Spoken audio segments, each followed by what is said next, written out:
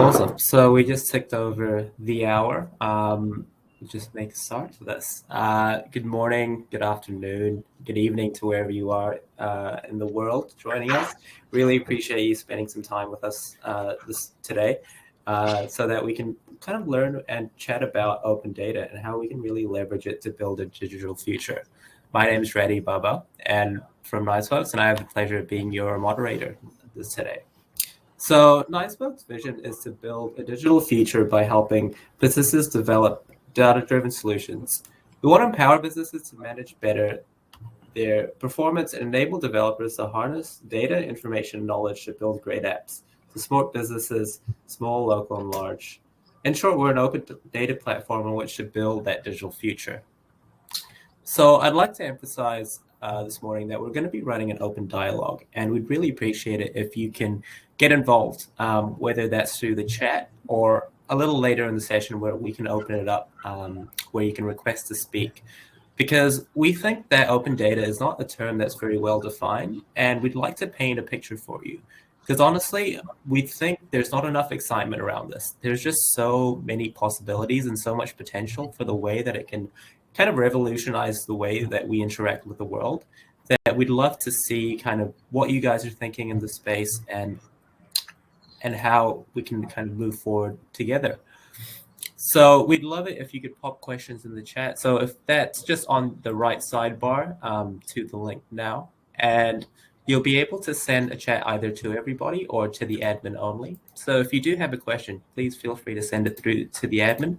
We have a team kind of monitoring this chat, and we'll be able to attend to those questions. Can't promise we'll get to everyone, but we will do our best. Also, just a note for when we leave the room, this is the first time that we've done anything like this, and we'd really appreciate if you could give us some feedback on this, because this is something we'd like to do in future, and any and all feedback would be much appreciated. So just to set the scene a little bit about this conversation about open data, I spent kind of the last few weeks down this rabbit hole, and the one thing I realized is just how vast an ocean this field and this area is. There's not that much literature around it, which is interesting because you think with how much data is being generated today and kind of how that's increased over the past decade, that there would be a lot more fanfare and a lot more thinking about this. But I suppose that's kind of where the issue is and why the conversations aren't as mature as you'd expect them to be in 2021. There is just it's kind of like analysis paralysis, right? There's so much data. There's so many things that we could do with it. But getting started, that's the hardest part. And we hope this conversation will be that start for a lot of you today watching.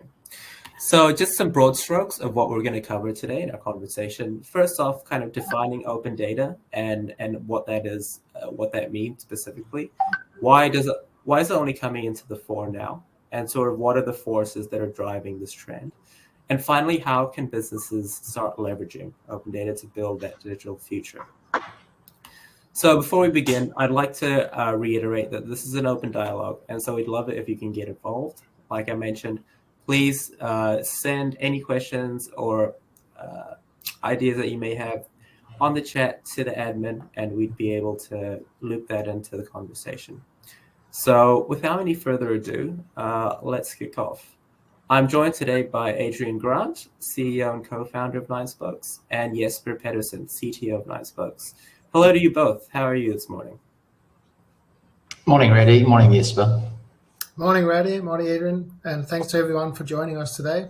If you happen to be English, congratulations with your football. It looked pretty ecstatic. Yeah, no, absolutely. It's a good time to be a football fan. So before we dive into open data, perhaps we should start with open banking, because that's something people might be a little more familiar with. Open banking is basically freeing financial data from their gatekeepers, from financial institutions that before sort of the past decade have really held that data under lock and key. So, Adrian, would you be able to give us some context around how open banking kind of relates to this idea of open data that we're chatting about today? Yeah, sure. Morning, everyone. As already said, thank you for taking the time this morning. It's really appreciated. And I think the poll results in terms of people's knowledge of the subject makes this sort of conversation really worthwhile, with the majority of you saying you have a little or no knowledge of open banking, open data. And I think part of that depends on the country where you live. If, you know, in some places you might be familiar with this thing called open banking, not so much open data. Even with open banking, I'm sure there are views that you hear this thing, but it doesn't really affect you yet. And that's simply, I think, a function of time, momentum, and how open, be it banking or data, is being pushed or pulled in different countries. Each have quite different views on the world, but fundamentally both concepts are the same.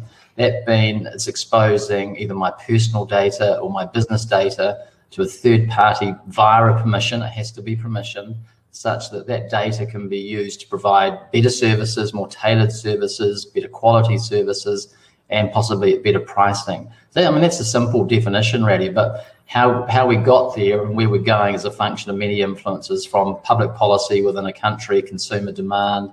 Actually, and a big part of that, I think, is just technical enablement. So there are a lot of things that provide background to how we get to this point. Yeah, no, absolutely. Yes, sir. Would you be able to give us a little more context in terms of, from your perspective, as someone more in tune with the technology, how that's all playing a part in this? Yeah, I'll do that, Adrian. And I think, Adrian, just to echo what you're saying, if you work in that open banking space, we all take it for granted because it's been evolving quite rapidly in recent years. But if you're not in that space, it's probably not something you look at every day. To go back to the concept of what is open data, that's actually something that's been around for quite some time. And in its simple form, it's about providing access for anyone to use the data and be able to share it.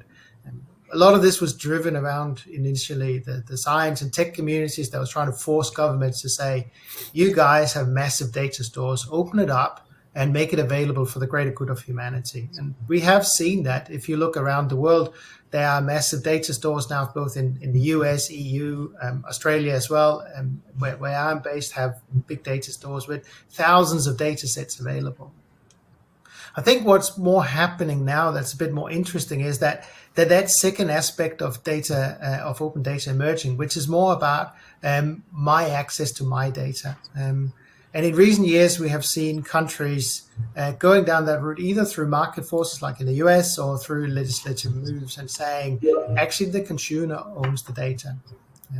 In the US, we had some years back, probably almost 10 years ago now, the Dodd-Frank Wall Street Reform and Consumer Protection Act, which really spearheaded open banking in the US and with a stroke of genius, really, in a very small section, 1033, essentially mandated that the US consumers own their financial information and have the right to use it where they want.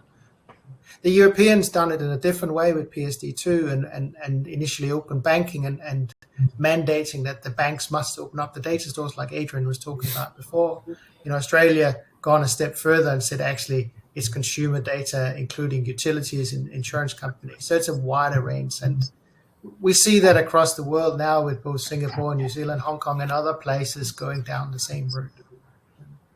So I think if you try to summarize it, in many ways, that Wild West that we created with cloud initially, where everyone stood up services, massive data stores were created, and there wasn't really particularly strong rights around it. That's now being caught up by legislation, or at least consumer expectations that they own the data and they must have the right to use the data. So I think that's the exciting part about the open data now. I think it does depend on which country you come from, though, Jesper, because the parallel that I give in terms of evolution is if you look at how CDMA, GSM evolved 25 years ago, and there's I think a very clear parallel between Europe and North America, between Frank Dodd's and CMA PSD2. Insofar as if you look at the fight with GSM 25 years ago, it was a mandated standard throughout the EU, and you could argue that the technology was substandard to CDMA in North America. But what it did do was harmonize a use case. So I mean, simple things like sharing text messages between carriers within countries, let alone outside in other European Union countries. That was a standard and involved everyone to rise with the tide, I think. But the US had a CDMA standard, And there are variances to it. And even in the US, you couldn't send text messages or pictures between the different carriers because it wasn't mandated, it was left to a technology standard. And that created two very different outcomes over a period of 5 to 10 year period. And I think the same thing's happening here. Dodd-Frank has actually been around for some time, 2011. Actually, very little has happened. It's starting to gain momentum now, but I would argue it's probably coming faster because of consumer demand in North America, driven by what's been happening in Europe, where the standard has been propagated and mandated across all the European countries. So there's two ways to do it. And the comment that I just made, someone will challenge that, I would suggest. But that's how it appears to me in terms of how the market's been evolving. I do agree with that, Adrian. It's a diverse picture when you look across 200 plus countries and how different approaches have worked. I think what's actually nice to reflect on is that both a market-driven approach like the US one, as well as a European one where we forced it more down the legislative route, both of them work. They're both moving towards the same and making consumers more aware of where the data is stored and what rights they have around it. It's actually really exciting to hear about kind of the different ways all these jurisdictions are approaching this, because it's almost like a race to see who's got the most efficient, the most effective kind of solution to bringing this about, right? Because I think no one will argue that leveraging the data that we are producing is a bad thing. It's just a matter of what's the best way to do that, and whether that's Australia's way, the UK's way, or the US way in terms of the markets leading it. It's just really exciting to be in the space and to kind of watch the space as it evolves almost in real time. You just see things coming out in it every day. I suppose one step from that is to look at what types of businesses should look to use open data. Is it something that everyone can leverage, or is it more suited for kind of small business, corporates, enterprise institutions? I think the short answer to that question is actually everyone should be doing it. I mean, if you look back, we're actually doing it today, and it depends on what type of business you are, what country you're in. But I think most people are actually not conscious about it. Much of the open data that has been used globally today has come from centralized government initiatives. If you think about geospatial data, how I get from A to B, courtesy of Uncle Sam, we do that every day as a consequence of location-based services. If you think about weather forecast, it influences where we go on holiday and what clothing. It's a centralized data from government agencies, essentially. Or you take census data, which drives business planning decisions. So in segments of our lives, we've been doing it. We just haven't been doing it in relation to something that's intimate to me or my business, but the concept has actually been there. So and have a stack of accounting data on the platform. So financial lending is an obvious one to look at. We could easily see how that data can support loan origination as well as loan management afterwards. And if you think about what's happened through COVID, you know, your past performance is probably not the best indicator anymore. Maybe actually we need some new data model. Maybe out of all of this data comes a new way of looking at risk and saying, well, we have a much broader data set. Maybe we need to look at a much broader range of data input to really understand risk. So I think it's exciting what the use cases are out of this year. And I also think it's really hard to try to predict what are all of the outcomes. And I've seen enough tech revolutions to know that it is very hard to predict. I think it comes back, it always comes back to a personal motive, right? What's in it for me? But it also partly comes back to the tech stack. So if you look at open banking has been enabled because it could be enabled because of centralization, right? There are a few there's a lot of big banks in the world, they hold the pool of data. They could be mandated to ship that data to third parties, right? So that's hard to do, but relatively easy. But if you think of the SMB segment, if you go back 10 years ago, certainly, but even 5 years in a lot of cases, data file servers were sitting underneath a staircase or a desk in an office. That data set was completely locked. No one was doing anything with it. So now that we have this massive proliferation of cloud services, you know, whereas I said earlier, governments have been doing this for a long time, and to some extent, we've just been unconscious about it. Now that the mass, 90% of the world's businesses are SME businesses, probably higher than 90%, that data is now starting to become unlocked. So the opportunities to expose it actually become significant. And it touches most of our lives, I think, today through consumer trends, doesn't it? I mean, we see it with if you look at companies like Facebook and Google, they have built their trillion-dollar businesses off the back of consumer data that they have held centralized and then analyzed for benefit. If you take, I mean, Jesper, I know you'll give the example of using Garmin or Strava, right? They are applications that thrive on my data. And how can I use it in a kind of democratized way across other users? And I'm sure you can come up with some really good examples of how that's used. Yeah, I think aside to this one as well, Adrian, to think about is that it's not just taking the data and analyzing it. Actually, when we look at the APIs that are available now, they're all two ways. So you can pull data out, but you can also push data back. And that really lends itself towards doing far more automation, where I want to do automation between different applications and orchestrate some kind of workflow that I couldn't really do before without a lot of manual intervention. So I think the use cases are really wide, and I think you need to think carefully about what is achievable and what is feasible with these new tools that we have been given. I think the beautiful thing about it is you actually don't know. You know, in our business, because we've been focusing on banks, those use cases that relate to lending and data that a bank might want that's relative to a business, that's very close to our heart, right? But when I always reflect back to, again, the early 2000s when location-based services came in, and we all thought we were pretty smart guys, but none of us invented Uber. And I wish, you may not have wanted that particular one, but so I think where it evolves over the next 5 to 10 years, I suspect we'll sit back and reflect on this conversation and go, actually, I had no idea that was going to happen. Had I been able to see that, I would be sitting here today. I'd be somewhere lying on the beach. We've just had a really interesting perspective coming through the chat that, you know, how in news outlets and media, you always hear about data being the new gold or being the new oil, just being so fundamental to kind of the way that we'll interact with the world going forward. Do you guys have any perspectives on that? Because I think it really ties in with what you guys were just saying. I don't think it's I think it's a really good question. I don't think it's an idle statement. I think if you look at assets historically, use of those assets depreciates their value, right? If you buy a motor vehicle and use it for 2 years, it's worth less than what it was 2 years prior. That's been the historical position on all assets. But if you think about digital assets that we're all involved in now, the use of that asset doesn't make it less usable by someone else. And that's actually quite a unique place to be, right? As I say, it doesn't make it any less useful to somebody else. So a digital asset has a value beyond the private interest of a single business.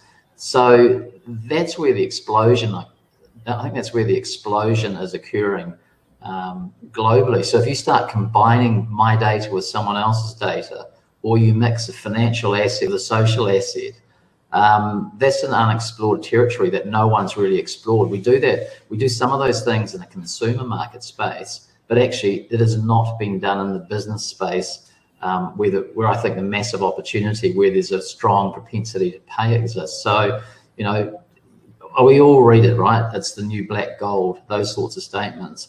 I don't think we've touched the surface in terms of what that actually means, and what I might dream up or think is going to be a use case may not be right. But equally, what other people come up with that I'd never think about could be massive innovation in the segment. I agree with the statement 100%. I think it's pretty exciting. I think to make a reflection on that is a slightly different tangent to this here is around having access to these data stores, and that there's a movement out there now that says that actually to level the playing field, companies like Facebook and Google, who sits on massive amount of data, needs to open up their data stores so that other people can innovate on the top of it. Because if we don't, then we're in a place where those two are completely skewed in terms of what access they have. So level the market or level the playing field by saying they need to open up the data stores. Everyone else can then innovate on top of that.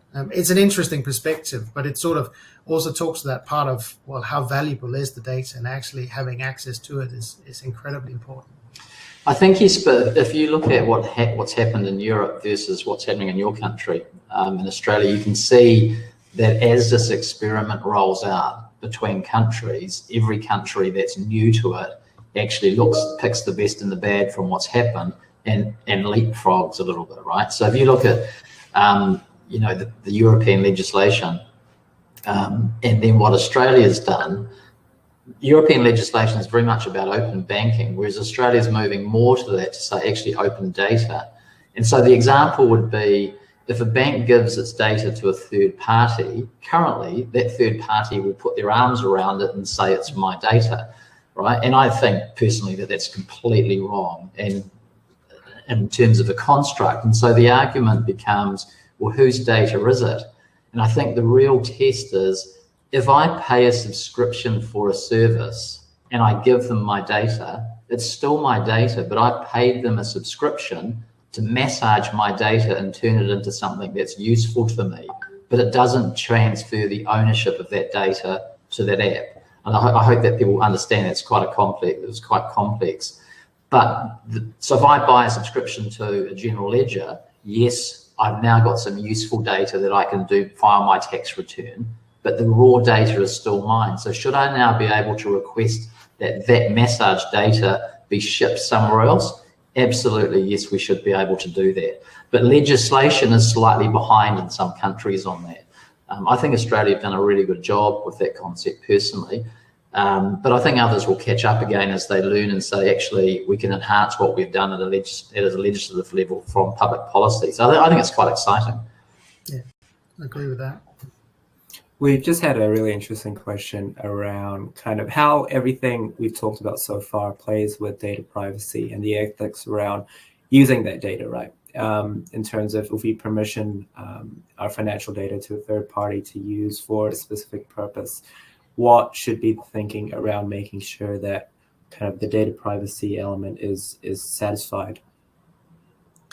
It's a complicated topic, isn't it? Because data privacy laws are different. GDPR, obviously, in Europe has set a high benchmark for it, but other countries, in the US, we got Californian Act that are driving big changes there too. Mm-hmm. So data privacy is a complicated issue. It's definitely part of the equation around access and how we protect that data and how we need to look after it. But I actually think this part about that the consumer owns the fundamental right is more important to some degree, because it gives me the right to use my data wherever I want, whereas the privacy laws is more around, well, if you are looking after my data, here's how you must look after it, and here's the things you can't do with it. So don't sell my data to someone else and so on. It's sort of two sides of the same coin to some degree, but the consumer owning the data, I think, is a far broader perspective than just the privacy part of it. I think it's the part that if you look at every regulator in the world, yes, but they're racing to catch up, right? In the physical world that we all live in, I think legislation has always been pretty much, has been a close follower to technology, to evolution, right? And a lot of that's driven by health and safety and those sorts of concerns in the physical world. In the digital world, I think legislation has been miles behind the use case of the technology. But I think if you just look in the US now in terms of the discussions around protecting consumer rights against, the very large tech companies, they probably take up 30% of all news items today in the tech and business sections, right? It's a massive, massive issue that is still trailing behind the tech. There's absolutely no question about that. But if you come back to this type of discussion fundamentally, and this is a personal view, but I think the originator of the content owns the content, and they should be able to permission it to who they choose to through surrogates, and then pass those surrogates to other parties. But they ultimately must have a high level of control at a permissioned level to what it's used for. If it starts being used for things that is outside my knowledge, without my consent, I think you have a real problem with it. I think then people lose trust, and then you shut down access to that data, and actually you remove back to that file server underneath the staircase. That's what I think would happen. Yeah, I think there's another consequence of all of this, Adrian, which is, the legislation around privacy is different in every country, and as much as we are a more global world than we have ever been, where I can consume services for wherever they're hosted and set up. But actually what you need to start thinking about is probably well, where's that app? Where's that app that I chose to use? Where's the data stored? Because that dictates what the privacy laws are. That dictates my right to that data to some degree. So I think we're getting to a place where you need to be more cognizant about and evaluate the services you use a little bit more carefully than you had to before. Mm.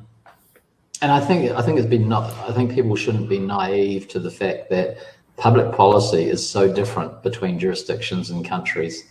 You know, as we living in a Western country, the difference between Europe and North America is stark. If you then look at other countries, again, it simply becomes magnified, doesn't it? So people shouldn't be shy of it. I think they should simply be conscious of it.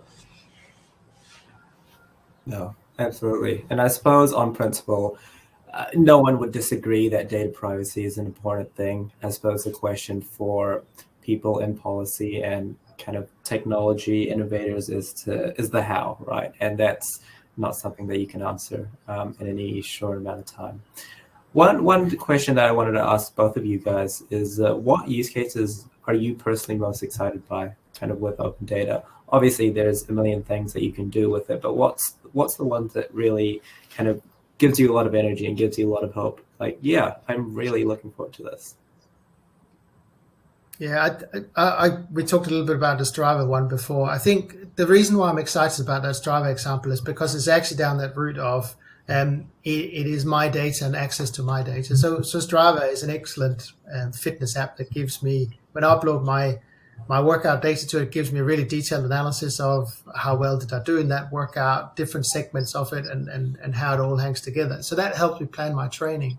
But I think the piece that really, that I think is really innovative and clever is the way that they're now using the data store as a whole and saying, well, I can now compete on segments. So other people have cycled the same route as I have, and that segment I can now compete on. I can even earn badges if I'm the fastest guy on that, or the fastest girl on that segment.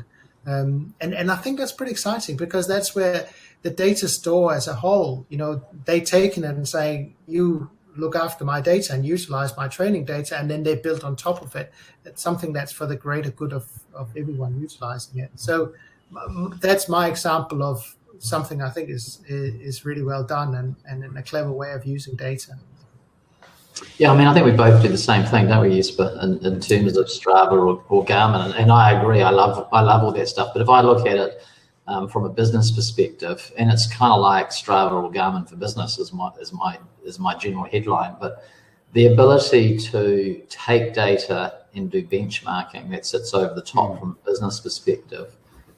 I don't know too many business people who don't like to be able to have some sort of bragging rights, if you like, or at least to know how they're performing relative to the next guy, right? Whether it's the deli in my high street, my town, and my country, people like to compare and contrast, right? It's just natural, inquisitive, tribal human behavior. That's how I think we all operate.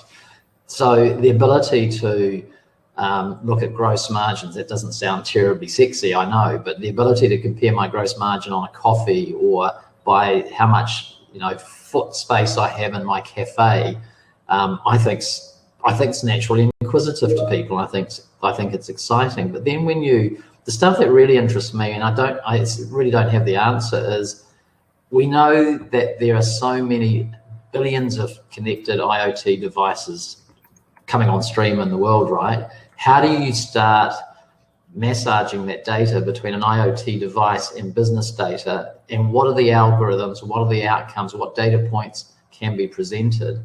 I wouldn't have a clue, I have to say. I can dream up a few of them, but in terms of use cases, really, I suspect that's just a treasure trove of areas to be explored over the next period of time. That's the sort of stuff that I'm excited about. Yeah, I'll echo that, Adrian. The things that excites me the most are the things I haven't seen yet. So let's see what comes out in the coming years. I think that's the exciting part. Yeah, for sure. I just finished watching Breaking Boundaries, which is a Netflix documentary on kind of climate change and how we are failing on 9 of the kind of important thresholds from biodiversity, from kind of the amount of carbon in the atmosphere and all these other metrics. And if we could have a measure for each country, each city, hell, each neighborhood or each suburb, on how they track in terms of their contribution towards, that threshold, it would make everyone so, much more aware and alert in terms of just how bad the state of things are. So after watching that and kind of tying in with all the stuff around open data, that is something I definitely pay for. And I think, that everyone would welcome to be able to kind of be held accountable by the raw numbers and the raw data. Or what's the saying? What you only measure, you only change what you measure. Yeah, if you don't measure it, you don't manage it. Exactly. It's pretty simple, isn't it, in that concept? And most people run pretty blindly today. That's how we've all lived our lives, right? It's a consciousness without data, and that's what's turning right now, isn't it? It's consciousness with data. Exactly. It really changes the conversation in terms of how we define value and how we kind of interpret value. Because if we have cold, hard evidence saying, kind of going against our beliefs, then it really is a kind of face the light moment in terms of maybe we should be doing something different. Fundamentally, most people want to do the right thing, don't they? And so presented with the right information, I think people tend to have a compass that leads them into the right direction. And again, I think the same thing comes out in business data. If you can see a trend, you can see something that's going off piece, you're conscious about it, then you will do something that's positive with it. I think it's a general view, well, hopefully it's a general view of society. Yeah, no, absolutely. I studied economics, and they always talked about information asymmetry, and it just feels like data being the new oil, being the new gold, it will just kind of serve to close that knowledge gap for everyone, and that can only be a good thing, if I remember my economics right anyway. That sounds a lot more exciting than my economics, which was the efficient market hypothesis. I'm sure that ties in. But one question I wanted to ask you guys before we kind of open up the floor to questions is, if there was one thing you took away from this discussion and just kind of from generally thinking about the open data opportunity, what do you think that one thing should be? And I'll start on that one. I think from my perspective is really to have an open mind, look out there and see what services are available and how might I solve problems that I couldn't solve last year or the year before. I think there's so much data available now through these different types of open data services that problems that couldn't be solved before now actually can be solved. So open up your mind, look at what's available, and then think about how might I create a competitive advantage out of that, or how might I solve problems for the greater good of society, like your global warming challenge before that. Not much more to add to that, Jesper. I think it's here, it's now, it's coming. The data sets are there.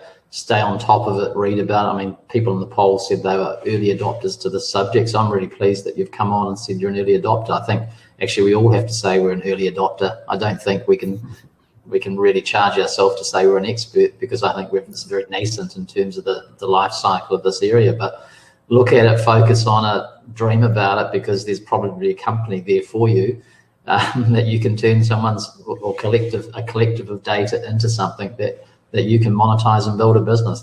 I think it's such early days, such massive opportunity, and come up with the ideas that I haven't yet come up with. That's my view. No, that's awesome to hear. We've actually got a couple of questions that are kind of in line with what we were just chatting about there. So one person says, what can businesses do in the next 3 to 6 months? So in the real short term, what are some tangible things they can do to kind of prepare for the open data world, whether from a technology standpoint, from a people standpoint, or even from the ethics standpoint, in terms of what should they be thinking about in the short term? So I'll just repeat what I said before in terms of be prepared by looking at what services are available and then have an open mind to it. I think also have a play with it. Most of these type of services have sandbox APIs where you can do projects on it and trial. And if you are in the space where you're doing AI machine learning, well, actually most people now realize that it takes about 70% of the effort is bringing the data in, cleansing the data, and then you have something to work with and you can build a model in the remaining 30% of the time. Actually, with services like our open and many other services, you can reduce that right down and take that down to you now have a quality data set that you bring in and then focus on building the model. So I would experiment, I would read and look at what's out there, and then I'll try to be creative about what might I come up with. I think that's right. I can't add to that, Jesper. I think be inquisitive. It's a frictionless economy now, right? There's the rules and the hard stuff to do it have been broken down, so it's actually so much easier to do. So get in touch with people who are in the space. As Jesper said, ask the question and play with it. I think that's what everyone should do.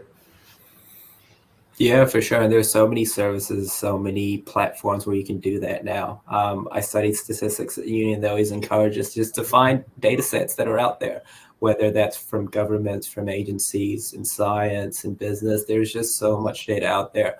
And part of the interesting part of it is just connecting what two disparate data sets could be interesting to play with. It could be data around energy. It could be data around kind of population demographics. And, you'll find a correlation. Doesn't necessarily mean, there's causation there, but that's kind of that play and that experimentation is where you can really kind of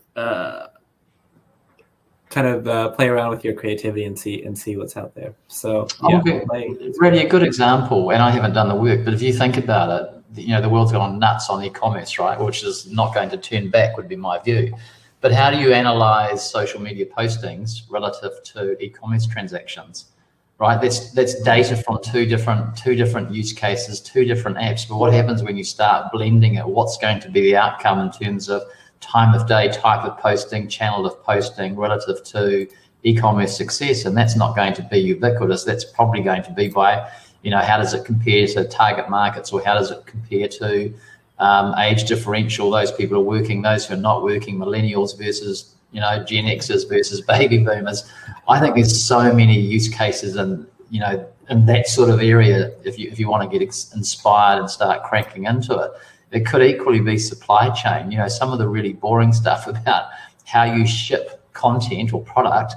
I think there's a huge amount of opportunity, particularly when you go, look at every pharmacy down the high street and how do they receive their supplies from a supply chain perspective when they're all different shipments, right? I look at things like container wharfs and go, I really hate seeing a truck going to a container wharf empty, and I hate seeing a truck leaving a container wharf empty, to say, why are we not optimizing our data between different? There might be completely different companies doing the transportation, but there's nothing that grinds my gears more than seeing an empty truck arriving and an empty truck departing. It just seems so inefficient. So I think there's so many use cases that can be exposed, and we, as I said earlier, I don't think we've started on the journey yet. No, for sure. Just a note to the audience, if you have a question that you'd like to ask, please feel free to raise your hand under the speak section on the right hand of your sidebar, and we'll have you on as we kind of wind down this conversation. So yeah, feel free to request to speak, and we'll get anyone who wants to jump on. But just to continue on your point, Adrian, I've been looking at kind of search engine data, right? Because that is such a good indicator of, almost a pulse of the population in terms of what's new, what people are thinking about, what people are scared of, all these kind of, from one end of the spectrum to the other in terms of how we interact with the world is captured through what we search, what we ask Google, what we ask Bing, and being able to map that against all the different data sets is just, honestly, it's just a fun hobby just to see what the world's thinking, and especially with how popular Twitter is in terms of getting a real-time look into the state of the world, what everyone's feeling. It's super exciting. Yeah, I think that's exactly what I use Twitter for. It's that pulse of what's happening right now. And data could be the same thing. It can give you that pulse of what are the next best thing to have a look at now. So it is exciting. So do we have any questions, or we probably people rushing off to work or want their drink after dinner or get home for dinner? Are there any questions before we wrap up?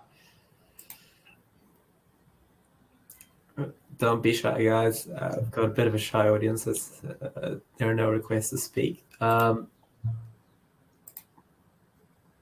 why don't we wrap up, Reddy? I hope it's been a useful session for people. I've enjoyed it. Reddy, thank you, Jesper, and thanks everyone for listening. It's been really useful. It's good. I enjoy it. Really appreciate everyone joining in today, wherever they are tuning in from the world. If this conversation on open data has connected some dots for you, we really hope that you'd reach out to us, because we love to chat about this stuff, whether through our LinkedIn or through the email that you'll get after the session, in which you'll get the recording and everything else. If you hang on after we close this room off, there's going to be an opportunity for a feedback form, which will take 30 seconds tops, and we'd really appreciate if you guys can just offer any and all feedback. As I said in the beginning, this is the first time we've done anything like this, and we'd like to know how it went from your eyes, from your perspective. So thank everyone again, and wish you a good morning, good afternoon, or a good evening, and hope to see you the next time we do one of these. Thanks everyone. Thanks, everyone.